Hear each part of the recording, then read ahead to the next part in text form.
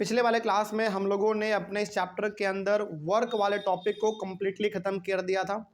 और ये chapter basically आपका 3 हिस्सों में बटा हुआ है, जैसा हमने आपको कहा था वर्क, एनर्जी और पावर के बीच में बटा हुआ है। हालांकि चैप्टर का नाम आपका वर्क एंड एनर्जी ही है केवल, लेकिन एक चीज़ आपको इसमें जो और पढ़ना है वो आपका है पावर, जो हम लोग लास्ट में पढ़ेंगे। वो तो जब लास्ट में पढ़ेंगे तो तब देख लेंगे, लेकिन अभी तक जो हम लोगों ने केवल पढ़ लिया है वो है हमारा वर्क। वर्क कम्प्लीटली हम लोगों ने ख़त्म कर लिया था। अच्छा, वर्क कब होगा फिजिक्स की दुनिया में, इसके पीछे ना कुछ कंडीशन थे। 2 कंडीशन बेसिकली हम लोगों ने डिस्कस किया था। वो 2 कंडीशन थोड़ा सा हम लोग फटाक से रिवाइज करते हैं और फिर हम लोग अपने एनर्जी वाले टॉपिक पे आएंगे। मतलब फिजिक्स ये कहता है ना कि कोई काम तब हम समझेंगे कि हो गया जब किसी ऑब्जेक्ट के ऊपर पहला फोर्स लगाया जाए, पहला बात। दूसरा बात, फोर्स लगाने की वजह से उसमें थोड़ा बहुत मूवमेंट आ जाए, यानी कि वो थोड़ा बहुत मूव कर जाए, कुछ दूरी वो तय कर ले, तभी जाकर हम कहेंगे कि उस ऑब्जेक्ट के ऊपर क्या किया गया है, काम किया गया है। सिंपल सा ये हम लोगों ने वर्क के कॉन्सेप्ट में बेसिकली हम लोगों ने समझा था, कोई दिक्कत नहीं था इसमें। चलिए, उसके बाद वर्क का एक फॉर्मूला भी हम लोगों ने सीखा था। क्या होता है work equals to force into displacement, F into S, जिसको हम लोग कहते हैं। ये हम लोग जान चुके थे। आज के क्लास में हम लोग शुरू करने वाले हैं एनर्जी के बारे में और समझेंगे कि आखिर एनर्जी होता क्या है। ठीक है, चलिए शुरू किया जाए हमारा ये टॉपिक।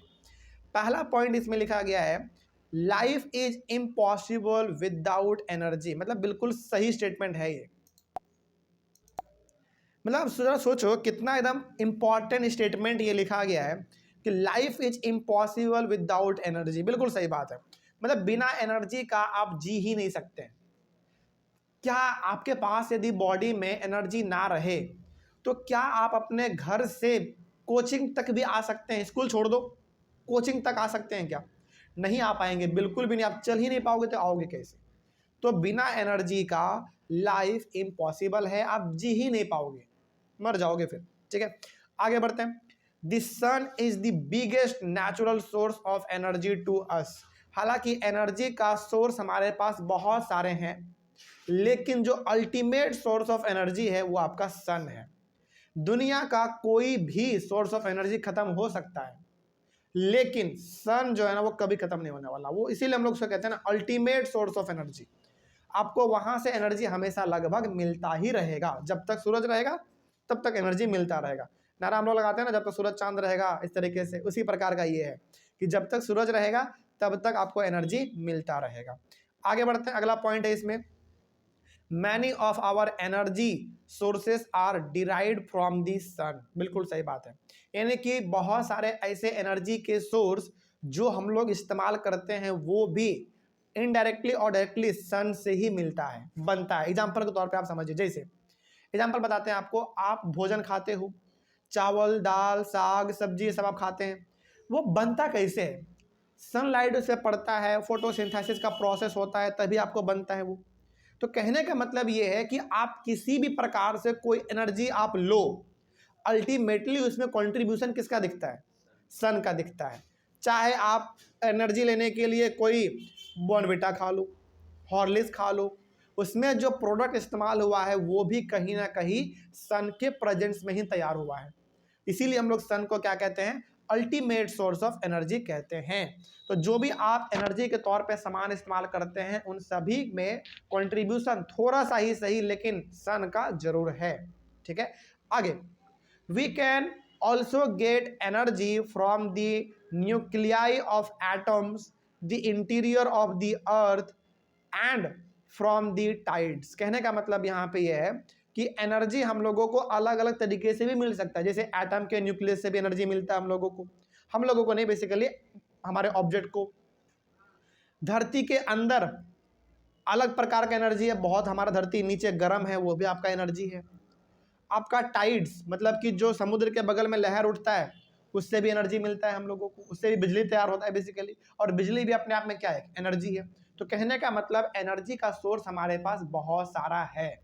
हमारे लाइफ को बेहतर बनाने के लिए, हमारा लाइफ कंफर्टेबल हो सके, इसके लिए एनर्जी का सोर्स हमारे पास बहुत सारे हैं। लेकिन फिर भी हम एक बात बोलेंगे कि अल्टीमेट सोर्स ऑफ एनर्जी आपका सन है।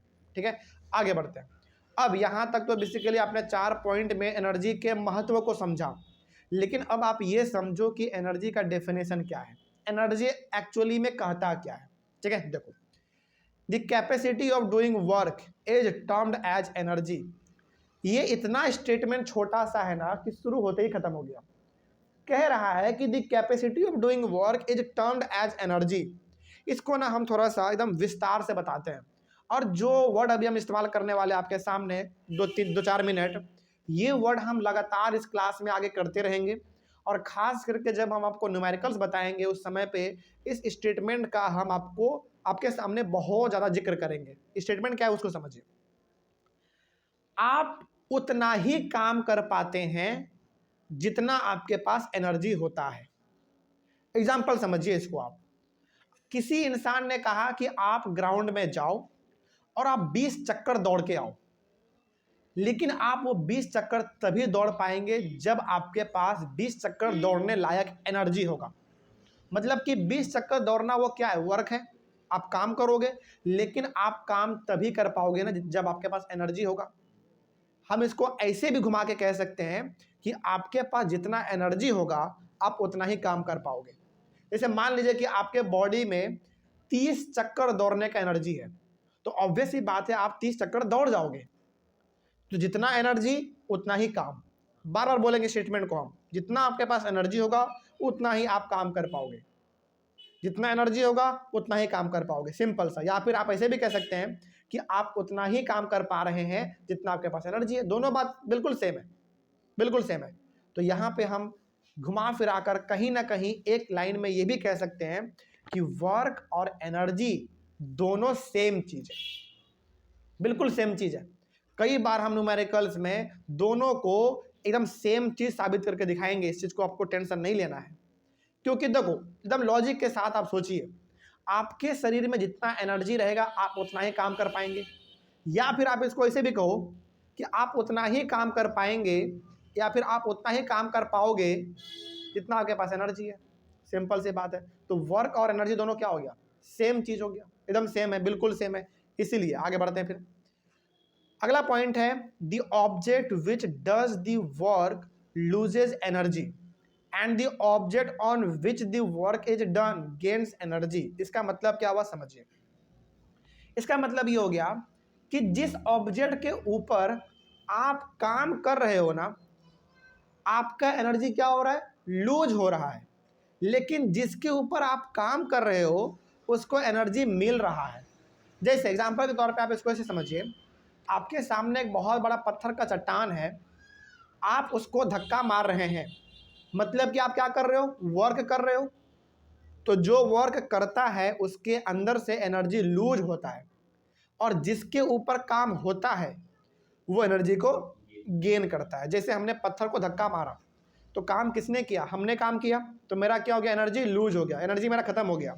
लेकिन मेरे फोर्स लगाने के वजह से पत्थर मूव कर गया, मतलब है कि उसमें एनर्जी आ गया, सिंपल सा। तो यहाँ पे हम ये कह सकते हैं कि एनर्जी का क्या हो रहा है, ट्रांसफर हो रहा है यहाँ पे, सिंपल सा। तो जो धक्का लगाएगा वो एनर्जी लूज करेगा, जिसके ऊपर धक्का लगाएगा वो एनर्जी गेन करेगा। सिंपल सी बात है, एकदम लॉजिक के साथ है। आगे बढ़ते हैं।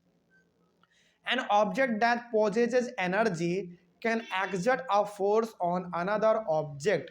मतलब कहने का यहाँ पे ये है कि जिस ऑब्जेक्ट के पास एनर्जी रहेगा वही किसी ऑब्जेक्ट के ऊपर फोर्स लगा सकता है। जैसे मान लीजिए कि आपके पास ना जरा सा भी एनर्जी है ही नहीं, आप चलना तो दूर, आप उठ के बैठ भी नहीं पा रहे, मान लीजिए। क्या इस स्थिति में आप एक बड़े से पत्थर के ऊपर फोर्स लगा पाएंगे? बिल्कुल भी नहीं लगा पाएंगे। फोर्स लगाने के लिए क्या होना चाहिए, आपके बॉडी में भरे मात्रा में एनर्जी होना चाहिए। तो जिसके पास एनर्जी होगा वही फोर्स लगाने के काबिल है, वही किसी चीज को धक्का मार पाएगा, किसी चीज को वो धकेल पाएगा, किसी चीज को मूव करा पाएगा। ठीक है, आगे बढ़ते हैं। तो ये एक एक लाइन ना इसमें बहुत इंपॉर्टेंट है, क्योंकि हर लाइन एनसीईआरटी का है। ठीक है, आगे बढ़ते हैं। Due to this energy is transformed from the first object to the second object. वही बात इसमें है जो हमने आपको बार बार कहा अभी तुरंत, कि एनर्जी क्या होता है, ट्रांसफर हो जाता है।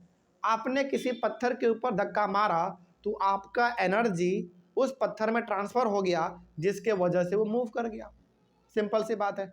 अच्छा, धक्का मारने के बाद क्या फिर भी आप एनर्जेटिक महसूस करते हैं क्या? नहीं। आप कैसे महसूस करते हैं, एकदम थकान जैसा। क्यों ऐसा हुआ?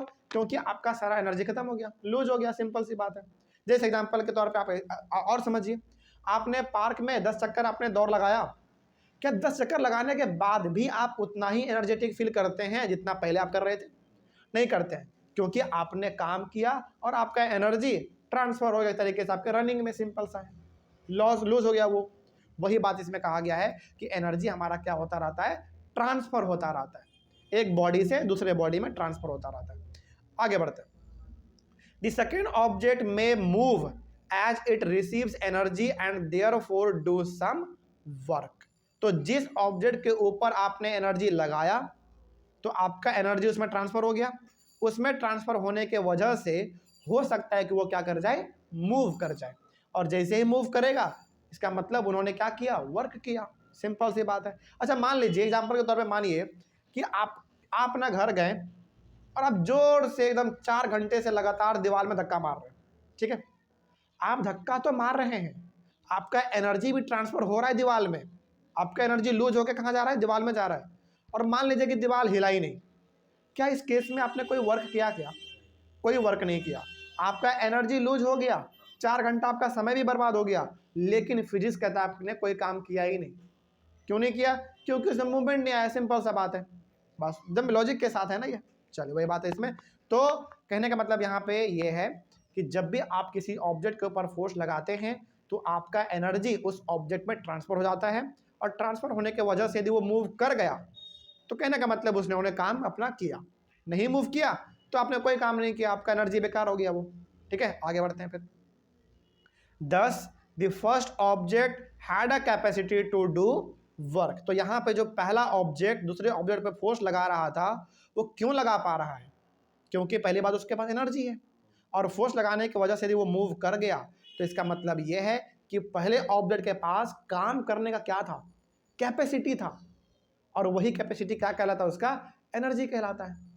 ठीक है, आगे बढ़ते हैं। This implies that any object that possesses energy can do work. तो यहाँ पे ये भी कहा जा सकता है कि जिस भी बॉडी के पास, जिस भी ऑब्जेक्ट के पास एनर्जी होगा वही काम कर सकता है। एनर्जी नहीं रहेगा आप काम नहीं कर पाओगे, आपके पास एनर्जी ही नहीं है, आप कहाँ से काम कर पाओगे, आप कहाँ से धक्का मार पाओगे, कहाँ से आप फोर्स लगा पाओगे, नहीं कर पाओगे। तो इसीलिए हमने आपको बार बार कहा कि energy is equal to work, work is equal to energy, दोनों बराबर है। जितना एनर्जी होगा उतना ही काम करेंगे, या फिर आप उतना ही काम कर पाएंगे जितना आपके पास एनर्जी है, सिंपल सा, दोनों बराबर चीज है। The energy possessed by an object is measured in terms of its capacity of doing work। मतलब ये हुआ कि कोई ऑब्जेक्ट के पास एनर्जी कितना है ये हम कैसे पता लगाते हैं, जिससे हम ऐसे पता लगाते हैं कि वो कितना काम कर पा रहा है। जैसे मान लीजिए कि कोई आदमी है जो कि 10 घंटा काम कर पा रहा है, इसका मतलब उसके पास एनर्जी 10 घंटे के काबिल है बस। कोई आदमी है जो कि 2400 घंटा काम कर लेता है, मतलब उसके पास एनर्जी 24 घंटे के बराबर है। कोई आदमी है जो कि 1 घंटे में काम करके थक जाता है, मतलब उसके पास एनर्जी 1 घंटे का ही था, बस सिंपल सा। तो जिसके पास जितना एनर्जी होगा वो उतना काम करेगा, सिंपल सी बात है। ठीक है, या फिर कोई ऐसे भी कहो कि यदि कोई आदमी ज़्यादा काम कर रहा है मतलब उसके पास एनर्जी ज़्यादा है, कोई आदमी काम कम कर रहा है मतलब उसके पास एनर्जी कम है, सिंपल सा है। ठीक है, आगे बढ़ते हैं। So the SI unit of energy is the same as that of work, that is joule. अब यहाँ पे जब वर्क एनर्जी होता है, एनर्जी वर्क होता है, मतलब दोनों जब सेम चीज है तो दोनों का SI यूनिट भी क्या होना चाहिए, सेम होना चाहिए, बिल्कुल दोनों का सेम है। इसीलिए कई बार हम लोग न्यूमेरिकल जब बनाएंगे ना तो आपके सामने वर्क डन का SI यूनिट हम जूल लिख देंगे, एनर्जी का भी SI यूनिट जूल लिख देंगे, तो घबराना नहीं है क्योंकि दोनों क्या होते हैं, सेम होते हैं, सिंपल सी बात है। ठीक है, आगे बढ़ते हैं। दोनों सेम चीज है, दोनों का SI यूनिट भी सेम है। अच्छा एक बात याद आ रहा होगा आपको, हमने आपको चीज बताया था 1 जूल ऑफ वर्क, उसी प्रकार से क्या बोल सकते हैं अब हम लोग 1 जूल ऑफ एनर्जी। तो हम कब कहेंगे कि हमने 1 जूल के बराबर एनर्जी, मतलब कब कहेंगे कि हमारे बॉडी में 1 जूल के बराबर एनर्जी है, कब कहेंगे, इसका भी एकदम स्टेटमेंट होना चाहिए ना, कब कहेंगे। देखो 1 joule of energy is the energy required to do 1 joule of work. मतलब ये हो गया सिंपल सा, आप इसको ऐसे भी समझो कि आपके बॉडी में 1 जूल एनर्जी हम कब कहेंगे, तब कहेंगे जब आप 1 जूल के बराबर काम कर लो। क्योंकि 1 जूल आप काम कर रहे हो मतलब उतना ही आपके बॉडी में एनर्जी था। मतलब एनर्जी और वर्क यहाँ पे भी दोनों क्या है, सेम है। यहाँ क्या, हर जगह पर सेम होंगे, जितना एनर्जी उतना वर्क, या फिर जितना वर्क उतना एनर्जी, सिंपल सा है। ठीक है, वही बात इसमें कहा गया था। आगे बढ़ते हैं फिर।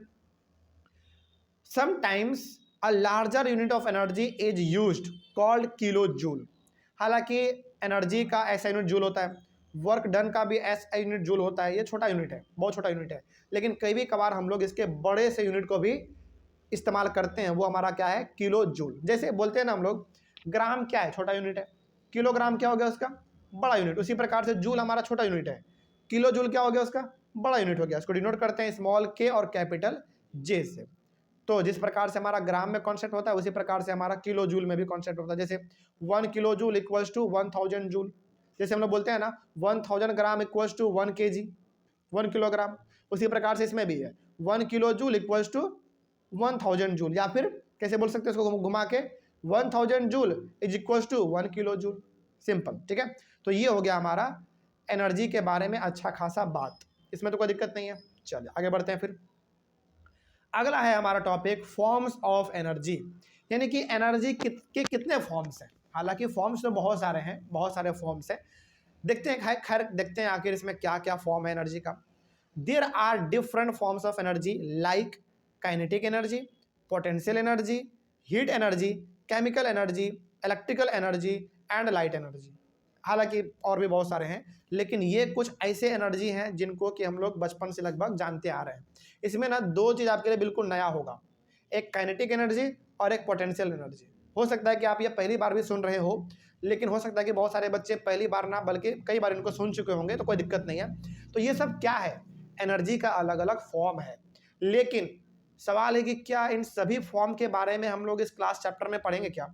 नहीं, इन सभी के बारे में नहीं, मात्र दो के बारे में, वो भी डिटेल में पढ़ने वाले हैं। पहला काइनेटिक एनर्जी और दूसरा आपका पोटेंशियल एनर्जी।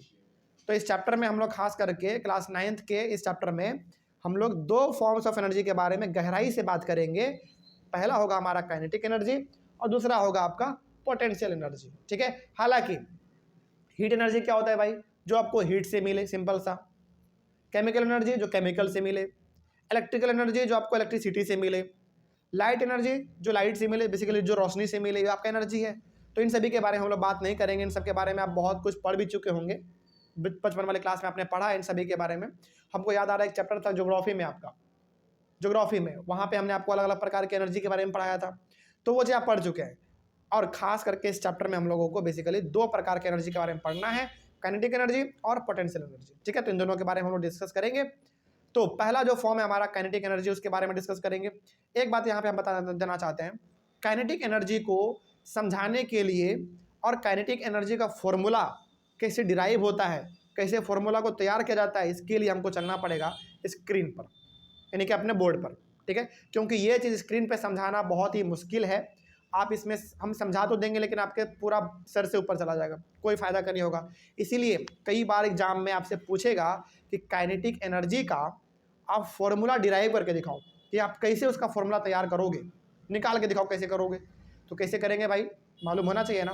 इसके लिए हम लोग अपने बोर्ड पर चलेंगे, अभी तुरंत चलेंगे हम लोग अपने बोर्ड पर, और कैसे काइनेटिक एनर्जी का फॉर्मूला तैयार होगा इसको हम लोग गहराई से समझेंगे, ठीक है। हम लाइन बाय लाइन समझेंगे चीज़ों को, और जो चीज़ अभी हम बोर्ड पर लिखने वाले हैं वही सेम चीज़ आपके इस नोट्स में भी है, कहीं पे कोई भी मतलब अलग चीज़ नहीं है। तो आप इसमें भी सेम टू सेम देख सकते हैं। यही चीज़ हम लोग अभी अपने बोर्ड पे समझने वाले हैं, जब जाकर आपको गहराई से समझ में आ पाएगा। स्क्रीन पे ना समझा जा सकता है, लेकिन आप उतने बेहतर तरीके से नहीं समझ पाओगे इसको, तो इसको क्यों ना बोर्ड पे लिख के समझा जाए, है ना। चलिए, तो हम लोग मिलते हैं अपने बोर्ड पर और समझेंगे कि काइनेटिक एनर्जी क्या होता है और काइनेटिक एनर्जी का फॉर्मूला कैसे तैयार होता है। तो हम लोग मिलते हैं अपने बोर्ड पर। Thank you very much.